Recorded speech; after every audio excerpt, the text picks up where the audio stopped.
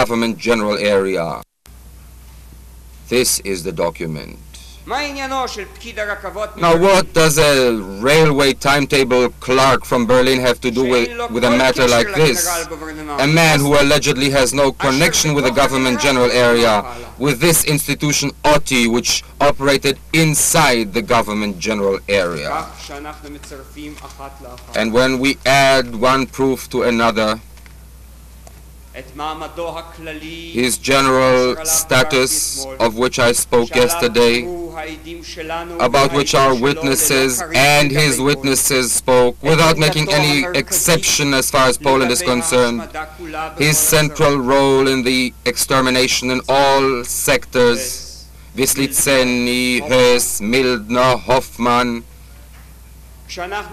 When we take into account what he said about his visits to Globocnik, those remnants of the documents which we have, the traces about the activities in Poland, the fact that he is the head of the Gestapo Department for Jewish Affairs, which tried to solve the Jewish problem in the government general area as well, and the fact that he brings orders to Globocnik, be they retroactive. Orders which enable Globocnik to think, I can kill Jews, there is someone who will bring me covering documents. Eichmann will bring me retroactive authority. When we add all of these together, we get a picture which presents him not only as a conspirator, but as a real accomplice. And if there is no document which attaches his name to Operation Reinhardt, and I was asked by the President of the Court about this yesterday, we have the entire complex of evidence and proof, in the face of which we have only his words and them alone.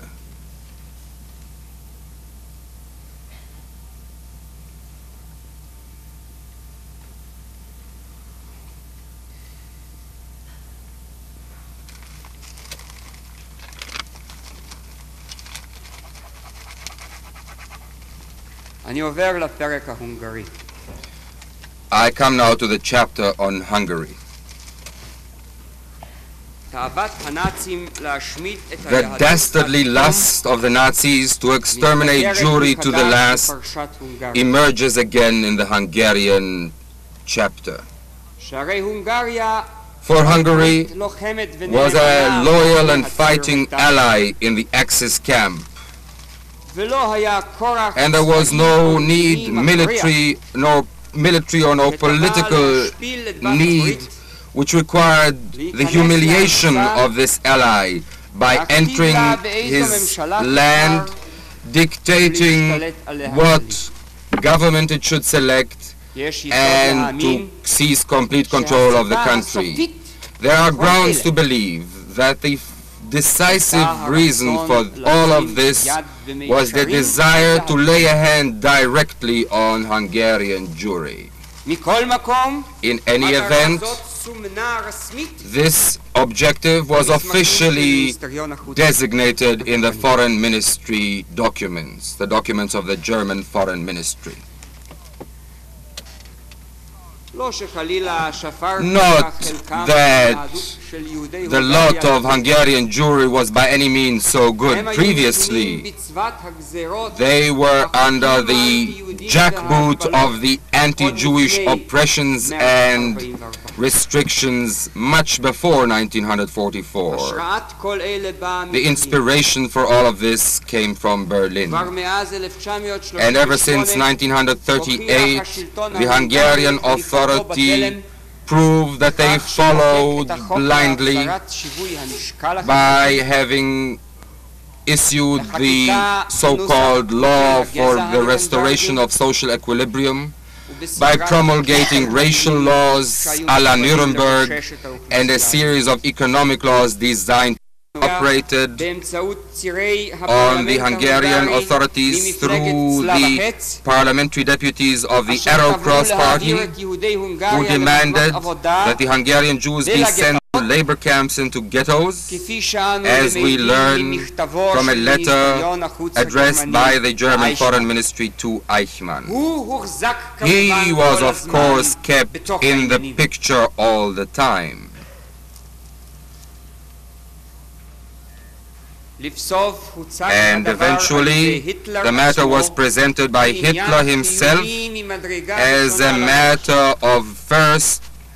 of the greatest importance to the Reich, and German units marched into Hungary. But the campaign against the Jews had been rigorously prepared before that, even before the days when Hitler spoke to Horthy about the need to solve the Jewish problem in Hungary, even before the dictate in the Klesheim Palace.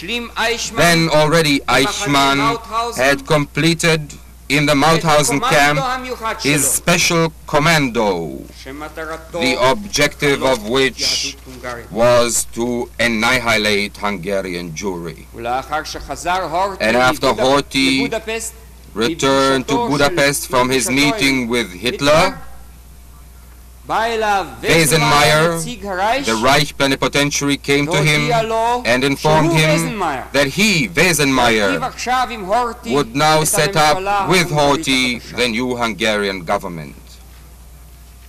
On that very same day, Eichmann, with his Sondereinsatzkommando, bearing his name, entered Hungary in order to carry out one of the major objectives of the German takeover. The unit included his chief assistants. He enumerated their names.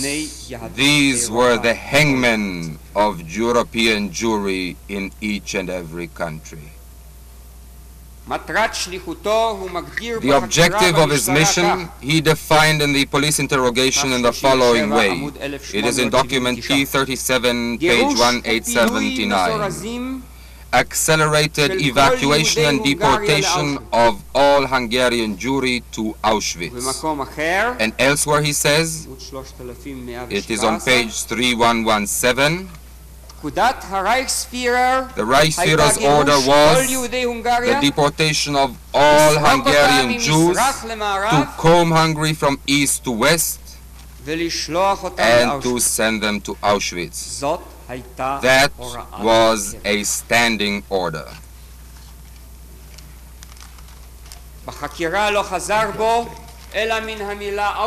In the cross-examination, he retracted only the word Auschwitz, and here in court he said, yes, my orders were to deport the people. I do not remember Auschwitz. Perhaps it was not only Auschwitz. The documents show that some people were sent to Auschwitz.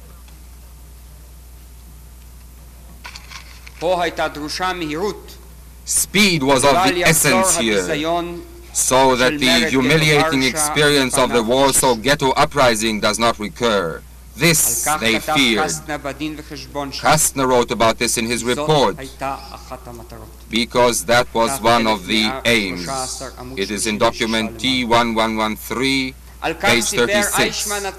Eichmann himself related this when he spoke freely to Zasen.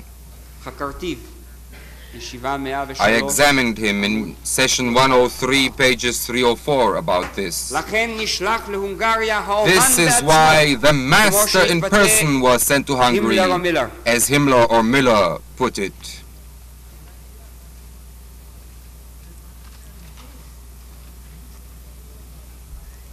Today, Eichmann no longer wants to claim this title. By no means. The documents do not describe the master correctly. This is what he said in the cross-examination. This is a Bavarian expression by Müller to the master.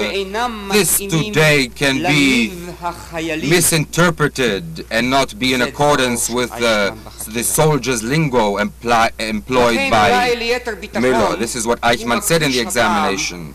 And therefore, to make assurance doubly sure, Eichmann this time denies what he did not deny in the police investigation. That is to say, that he was ever given this title in connection with his mission in Hungary. What kind of a master was I there after all, he says. One can see all of this in the documents. The bloody harvest of more than 500,000 people apparently does not suffice for that title.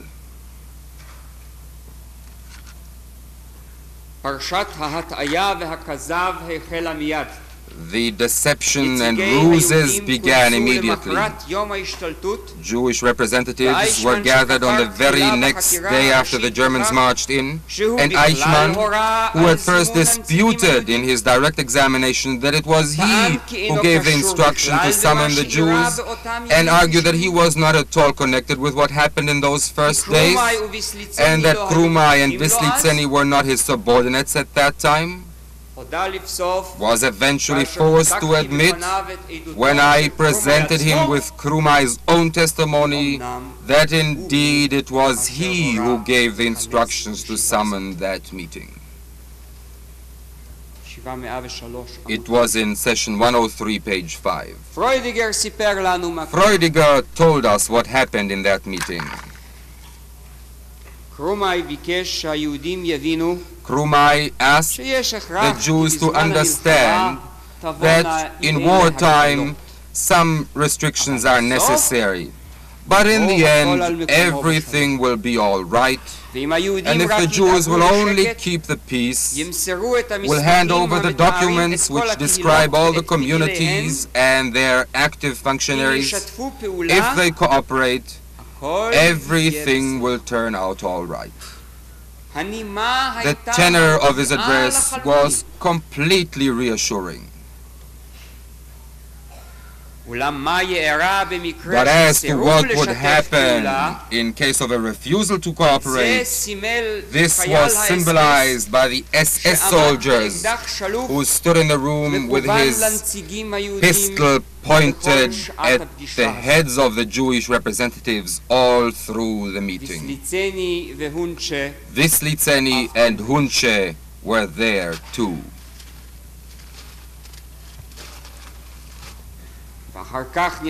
And then the master himself took up contact with the Jews. On the 31st of March, he ordered them to report once again, this time to him in person.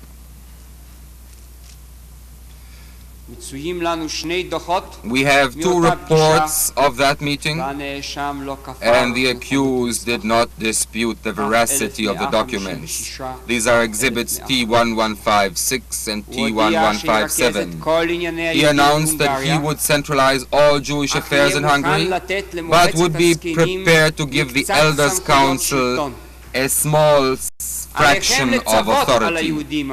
You have to order the Jews, he said. Forget about your liberal outlook, about receiving a power of attorney from the Jews, of receiving authority. In any event, the Jews will be sent to work at first. He was not prepared to say whether this would be necessarily in Hungary, but it would be better for the Jews to volunteer, he said.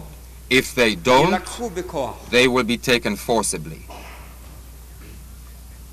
And henceforth, the Jews are no longer permitted to move without his permission. And the deceptive tactics continued, as happened in the ghettos, in the roundups, and at the very entrance to the gas chambers. Eichmann went on, oh, this will be only for the duration of the war. Later, everything will be status quo ante again. Everything will be the same again. But immediately he added, you must cooperate, because he had heard that in places where the Jews had not cooperated, some cases of killing, of executions of Jews occurred. Therefore, it was not worth their while to refrain from cooperation. We do not have too much manpower, he said. We cannot post many supervisors here. Wherever resistance will crop up, we shall employ force, and executions will take place. It is desirable that you, the Jewish representatives, should give publicity to these matters so that all Jews know about it. He has much experience in Jewish affairs, he said, and he will see to it that he is obeyed, and let the Jews not kid themselves that they can deceive him. Whoever thinks that will fall into his hands. Eichmann, as I mentioned, admitted in cross-examination that the minutes of that meeting where this was said reflects correctly on the whole what was said there. Sweet talk and threats followed each other. On the one hand, an expression of willingness that industrial production should grow, an indication that the Jews will be left alive. He even gave a promise that he will guard the lives of the Jews very sternly, and suggested that the Jews speak openly to them, because he too was speaking openly to him, because he too was speaking openly with them.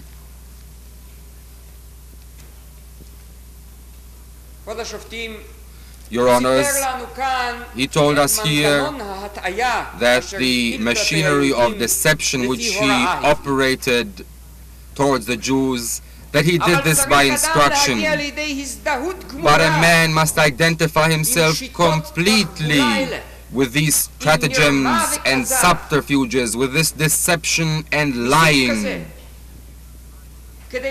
in order to tell the Jewish representatives about whom he knows that the people whom they represent are marked for death, to tell them, I want to speak to you openly, and you must speak to me openly as well. This is not the way a man operates who applies all of these lying tricks and methods of deception only by instruction. This is the method of a man who is neck deep in this treacherous work, who identifies himself completely in his heart and soul with the mission with which he was entrusted, with this murderous and base work.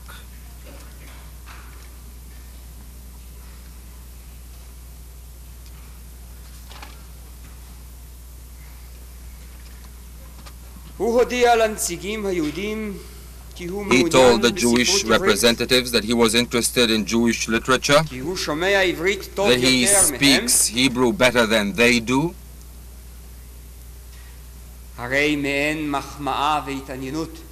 That was a compliment and an indication of his interest, but in the same breath he said he would mow down mercilessly anyone standing in his way.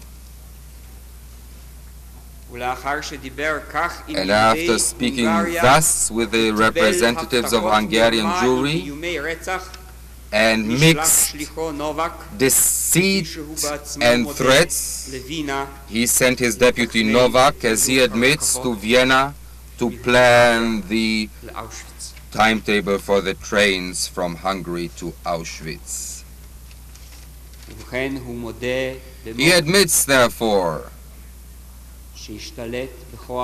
that he seized control forcibly, that he employed threats of terror and deceptive promises, that he seized control of Hungarian Jewry, and his entire story, as though he had gone there to report about timetables, collapses like a card structure. He disputed that he had received Jewish prisoners from the Hungarian authorities, but this is written down in black on white on the official Hungarian report of his own liaison officer Ferenczi.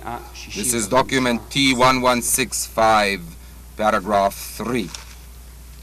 He himself told Freudiger that he was the man responsible for the ghettoization of the Jews in Hungary. From that point onward, Eichmann and his gang of accomplices seized control of Jewish life in Hungary in the ways and means described in detail in the report of Kastner and the testimony of Freudiger. We know from the Hungarian reports that this was done in full cooperation with the Hungarian authorities and through them. About the full and total cooperation between himself and the criminals Endre and Baki, we heard from witness Ferenc. We also have reports about this, reports written with great satisfaction by the Reich Ambassador Wesenmeyer. In honor of the approval given by the Hungarian government for the beginning of this operation, these men even had a party, a little banquet. The cooperation embraced the formulation of the anti-Jewish laws as well, ban on travel, the ejection of Jews from constructive employment, confiscation of property, ghettoization and curfew. The people of the SD with their special know-how helped in all of this, because they knew their work by rote. Everything went in accelerated procedures here. One order followed the other, an edict came after the other, and all these stages of the liquidation rained upon the Jews like a series of blows. In the meantime, the master also dealt with the second part of his mission, the absorption in Auschwitz. This was a heavy burden even for this camp to absorb all of these multitudes. As he said in his police interrogation, diese alle Juden zu verkraften, to process all of these Jews. Therefore, as we know from his statements, he had to keep special contact with Auschwitz.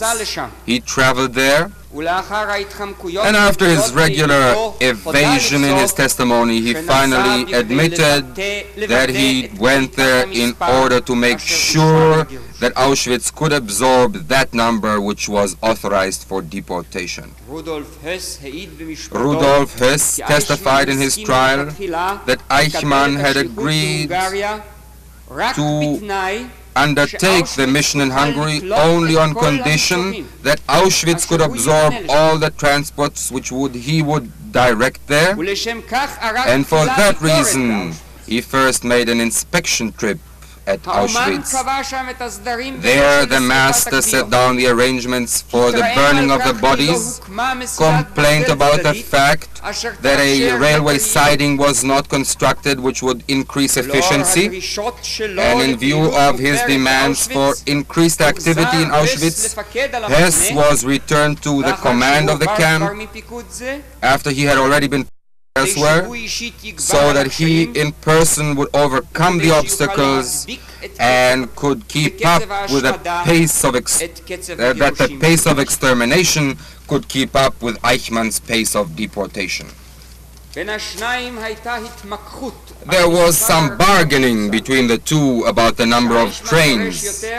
Eichmann requested more, whereas Hess agreed to a smaller number, and eventually they compromised and agreed on the arrangements.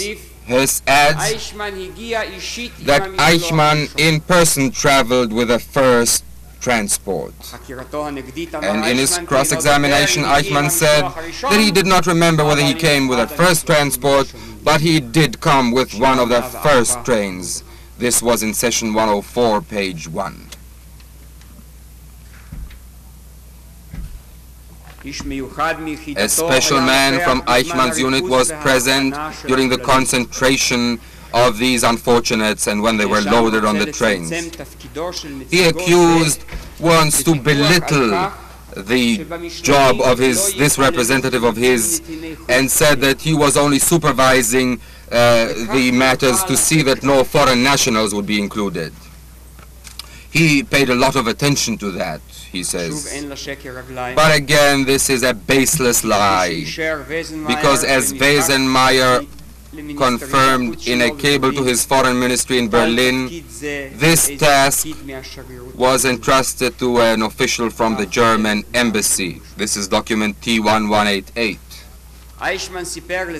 Eichmann told Sassen that he was responsible, together with with several hundred order policemen who took care of all the arrangements with regard to the deportation to Auschwitz, and therefore he is also responsible for the horrible suffering of the people on the way, suffering which was described by witnesses here in court, just as he is responsible for their fate in Auschwitz.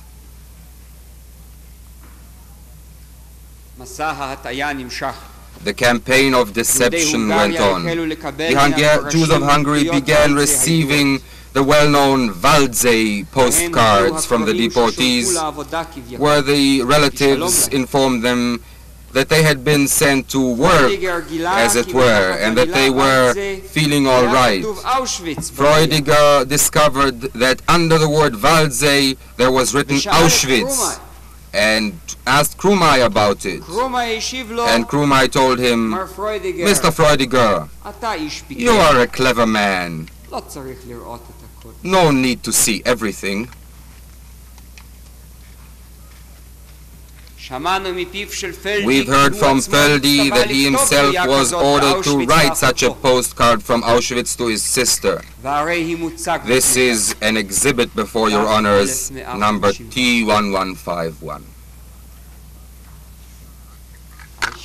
Eichmann did not deny that he set in operation this apparatus of deception and camouflage.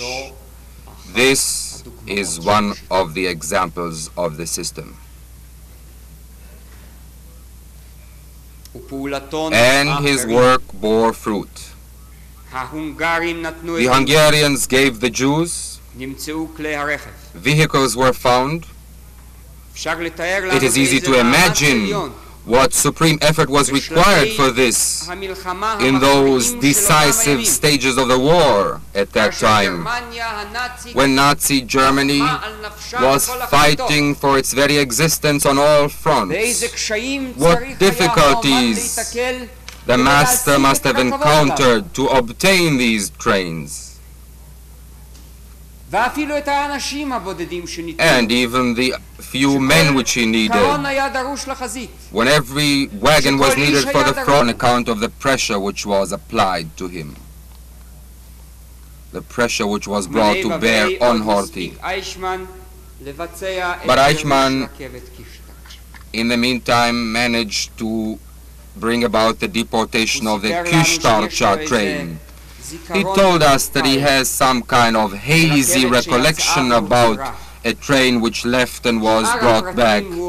He says the other details are mixed, confused and mixed up and covered with a fog of forgetfulness. And all he can do is try and reconstruct the documents. But the proof speaks for itself, and we do not need his help. Here too the struggle went on. The duel, as Freudiger called it, between Horthy and Eichmann. In spite of Horthy's ban, Eichmann induced the Hungarian gendarmerie to cooperate with him in deporting these people. Grell said in his affidavit that Eichmann carried out a deportation from a Hungarian camp through a trick, and in his testimony, and Grell was a counselor in the German embassy in Budapest at that time. In his testimony in Germany in connection with this case, he said, and it is evident that he is trying to help the accused a little bit. Nevertheless, he was forced to say the following. This is a quotation from testimony number 5, Grell's testimony, page 4. I quote, "Once I learned officially that a special operation unit carried out a deportation from the Budapest area behind the back of the German embassy and the top echelon of the Hungarian government through cooperation with the Hungarian gendarmerie and the secretaries of state in the Ministry of the Interior, and that was in violation of the then existing agreement between the Hungarian and German governments." This is the quotation from the testimony of Grell. The deportation from Kistarcha is one of the proofs for Eichmann's zeal and fanaticism to bring about the extermination of Jews under all conditions, in all ways, and if need be, in violation of his instructions, at least in violation of their spirit, as long as you could somehow keep within the letter. We remember the testimony of Mrs. Senesh, Dr. Freudiger and Dr. Brody, that Eichmann took the first train out of Kistarcha by stealth.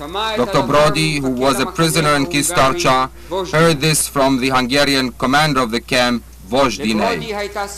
Brody had the right to travel from the camp to Budapest, as he showed in a document which he presented to us. He traveled to town immediately, informed the Jewish leaders, and proposed that they intervene with Horthy.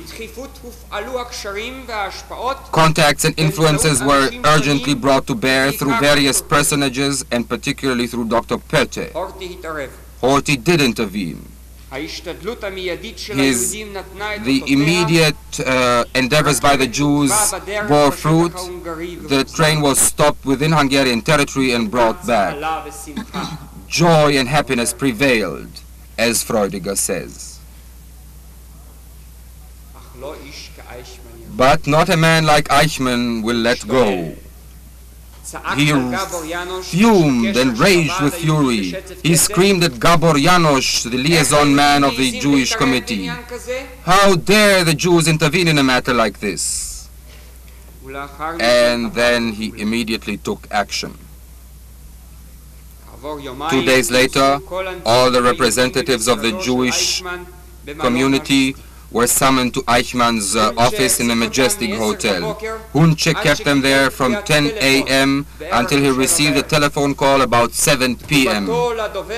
His reaction to the man who was on the other end of the line was, "Fine, very good." And to the Jewish, that's what the Jewish representatives heard him speak into the phone. And to them he said, "All right, you can go now." Dr. Brody was in Kistarcha and he told us how it looked from the inside. Novak, Eichmann's deputy, arrived in camp, told Vozdinai that no one should leave the office, that no one may use the telephone, and that Eichmann would not permit his orders to be countermanded even by the regent Horthy.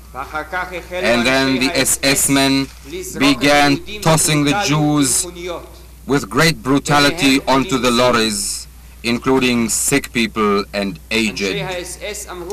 The SS men said that the invalids could leave behind their carts, their wheelchairs, and their canes because they would no longer need them. And then bargaining began between Vozdinai and Novak, whether only those people would be taken who had already been in the first train and who are in the camp, or whether 280 others would be taken to replace 280 Jews who had been on the first train but had in the meantime gone to another camp. Novak insisted on the full quota of 1,500 people. Not a single man was to be missing, but eventually he was forced to yield, and only 1,220 were deported. And Brody adds, We rejoiced about having rescued these 280. That was a source of joy for Jews in those days. But that joy did not last long. On the next day, they learned from the Shervar camp that those 280 were also taken. Vojdinai helped Brody to evade deportation, and he came to Budapest but found no one in the Jewish offices. But he tried to get in touch with Pete and Stern, but it was too late. The train already crossed the Hungarian border towards Auschwitz, carrying its victims, amongst them Mrs. Reich's husband, who wrote to her that heart-rending letter and postcard. Novak carried out this deportation. His picture was identified here in court by Dr. Brody, by Brandt, and by the accused himself. Novak was a man of the Eichmann unit, and he acted in accordance with Eichmann's orders. On the following morning, Wislitzeny told Freudiger, "Do you think that Eichmann would agree that this old fool Horthy will order the train back?" And Eichmann, when questioned about this chapter, what did he say?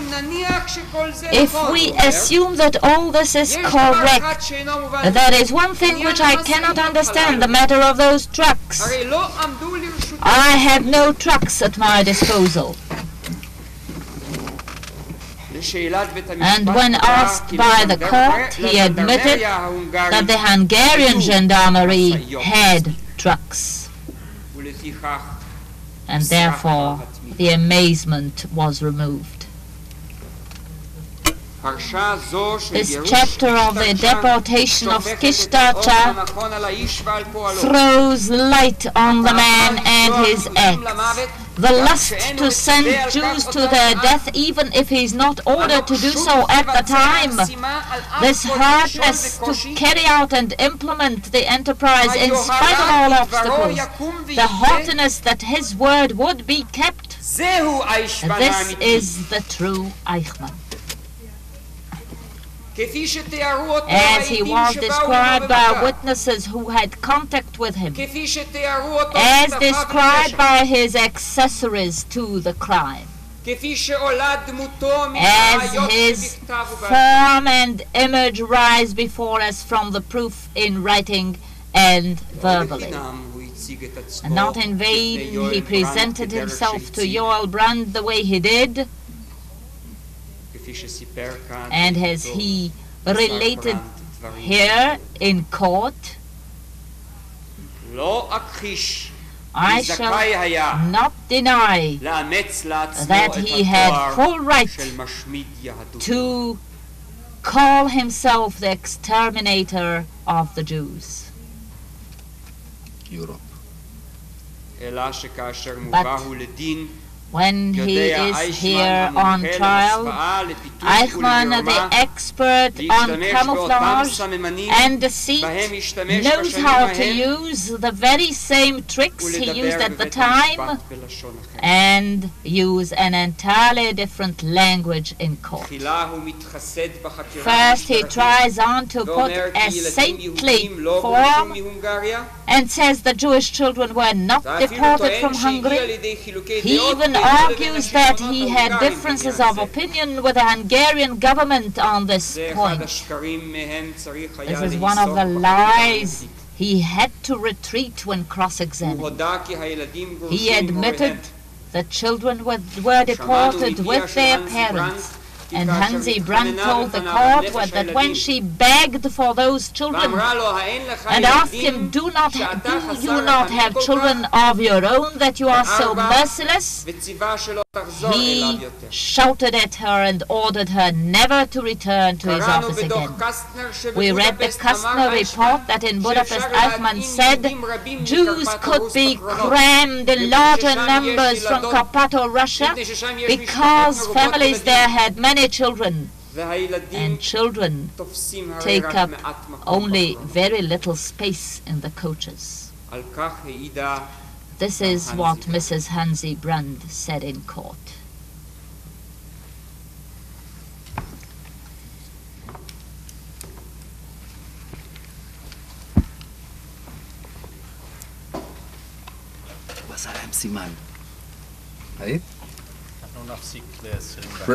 President of Court, we shall take a 20-minute break now.